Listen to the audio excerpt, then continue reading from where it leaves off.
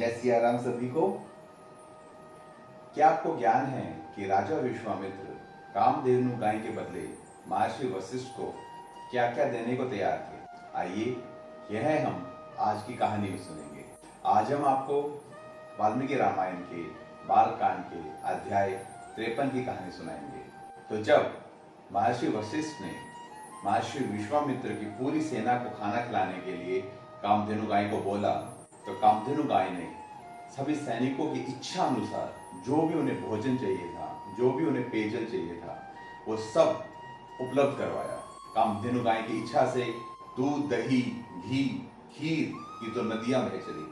वहां पर सैकड़ों सोने की थालियों में सभी सैनिकों के लिए भोजन आ गया।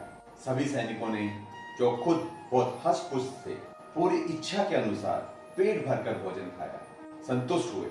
और महर्षि वशिष्ठ के साथ बैठे हुए विश्वामित्र जी ने भी पेट भर के भोजन करके बहुत खुशी महसूस की। उनके साथ आए उनके ऋषि, रानियां, उनके पुत्र, उनके पूरे परिवार ने पेट भर के भोजन खाया और सभी बड़े खुश हुए।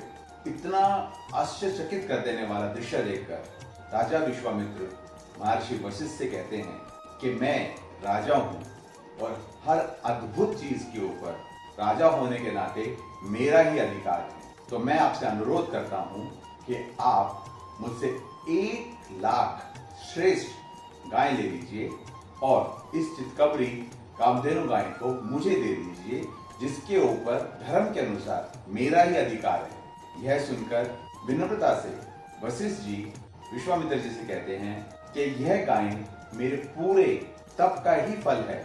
मैं किसी भी प्रकार से इसको अपने से अलग नहीं कर सकता। इसके सहारे ही मेरा पूरा आश्रम चलता है। कृपया करके आप और कुछ मांग लीजिए, परंतु मैं ये गाय आपको नहीं दे सकता। यह सुनकर राजा विश्वामित्र थोड़े से क्रोधित हो जाते हैं और उन्हें कहते हैं कि मैं आपको इस एक गाय के बदले 14,000 हाथी देता हूँ। उन हाथियों के सभी बांधने वाली रस्सियां, उनके आभूषण सब सोने के होंगे। इसके अलावा मैं आपको 800 सोने के रथ देता हूं, जिनके घुंघरू भी सोने के होंगे, और हर रथ के ऊपर आपको 4 सफेद घोड़े मिलेंगे। इसके अलावा मैं आपको 11,000 उच्च नस्ल के घोड़े दूंगा, और इस सब के साथ में मैं आपको 1 करोड़ गाय देता हूं। आप बस मुझे यह कामधेनु गाय दे दीजिए। परंतु यह सब सुनने के बाद भी महर्षि वशिष्ठ विश्वामित्र जी से कहते हैं कि आप मुझे कुछ भी दे दीजिए, मैं कुछ भी लेकर भी यह गाय आपको नहीं दे सकता। और इस प्रकार आज का अध्याय संपन्न होता है। इसके आगे कहानी में क्या हुआ, यह जानने के लिए सुनिए हमारी कल की कहानी। हम हर रोज आपके सामने वाल्मीकि रामायण की कहानियां लेकर आ रहे हैं, ऐसी कहानियां जो शायद आपने कभी नहीं सुनी होंगी।